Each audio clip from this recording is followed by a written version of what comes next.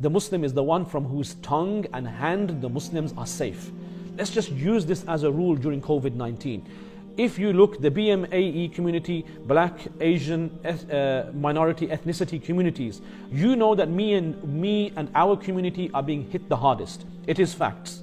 Yes, the first people to pass away from the clinicians and the medical staff, a lot of them were Muslims. The first people to die in our city were Muslims. And when you look at the percentages, the Muslims are being affected and impacted more. Our mothers, our fathers, our brothers, our sisters, our children are the ones that to be impacted. I know that it's been 7-8 weeks now, and I know that there's conversations about things calming down and the lockdown being softened, but this doesn't mean that me and you go back to our old ways. You know, subhanAllah, I was in the souk, I was in the bazaar, the markets, I was in the shopping centers, and in particular, if you look at our Asian shopping centers, Pakistani, Bangladeshi, you know, our shops, Allahu Akbar, there's nothing going on. The lady behind the counter, the men behind the counters, they have no gloves on, they have no masks on.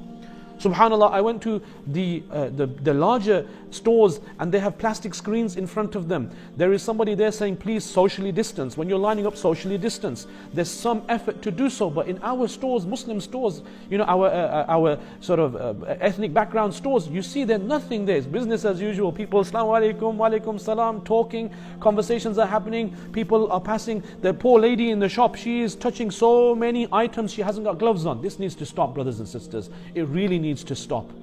If we are working in places and we have businesses and we have people around us, please fear Allah. The Prophet ﷺ said, the Muslim is the one from whose tongue and hand the Muslims are safe. And literally now, the tongue, the mouth, the mask on the face, and the hands is what is going to spread this. It's a contagion. This disease is a contagion. This pandemic, COVID-19, is a contagion. It spreads through being in close proximity. And this hadith, subhanAllah, literally falls on this. The Muslim is the one from whose tongue and hand the Muslims are safe. Are Muslims safe from literally, physically, your hands and your tongue? My suggestion is, brothers and sisters, please, if you are working close to people, physical contact in our shops, you must have gloves. Shopkeepers, managers, please, I beg you, put some plastic screens in front of your staff. Have a member of staff which encourages social distancing and control this, please, brothers and sisters. And those of us, you know, I know Ramadan and it is here and Eid is coming, but we still must social distance. We can't visit all of our families. If you want to visit your brothers, your mothers and your fathers, okay, we do so, but we don't take the whole khandan and the whole family with us. We go there, we wash our hands, we make sure we are clean, we try and avoid physical contact. We just, you know, say Salamu Alaikum from far to the best of our ability, subhanallah. And we don't leave the house without purpose. Yes, you can go for exercise, yes, you can go for shopping, but do your shop in one go. You don't need to walk there every day. Yesterday when I was in one of the local stores, I saw many old men and women in the store. Why is this happening?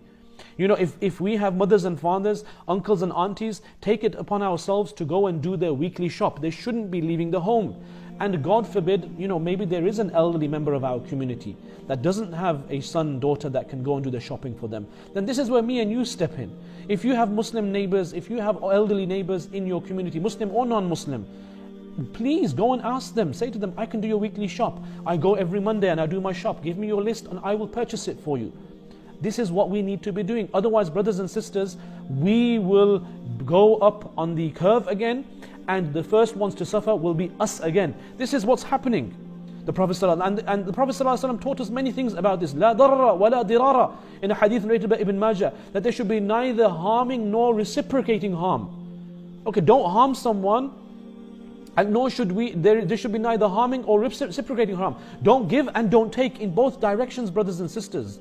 Yes, you are fit, but it doesn't mean that we go out beyond the necessity that we have and harm people and spread the infection. The infection simply spreads by us being out and about and with other people. That's how it spreads. And that's what we need to limit, inshaAllah. May Allah subhanahu wa ta'ala give us the tawfiq. The Prophet ﷺ said, Wallahi la yu'min, Wallahi la yu'min, Wallahi la yu'min. I swear by Allah he is not a believer. I swear by Allah he is not a believer. I swear by Allah he is not a believer. The companions said, Qila man ya Rasulullah, O Prophet of Allah, who? Qala alladhi la ya'manu jaruhu bawa'iqah. The Prophet ﷺ said, he will not enter Jannah whose neighbor is not secure from his wrongful conduct.